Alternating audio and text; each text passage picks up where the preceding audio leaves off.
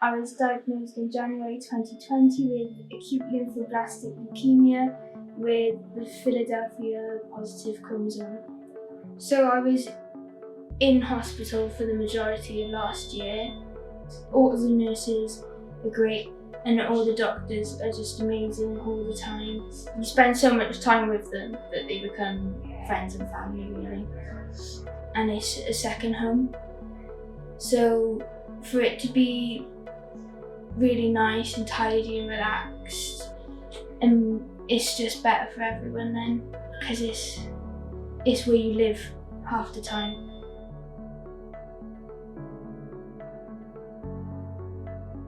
Where it was before, like they had lots of just things on the walls and stuff, and it was just really dated. But now with the lights and the projectors and stuff, it is more modern.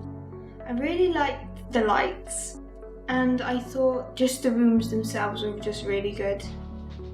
A lot of the people who come to Rainbow Ward get really sick, and it's amazing, really, from my experience, to have toilets in most of the rooms.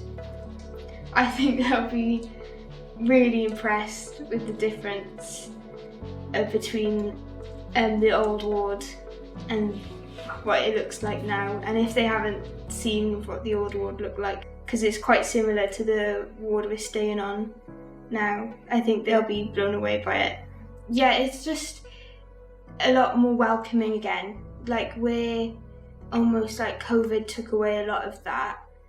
It's almost brought it all back to being a place you feel like you can be happy in again.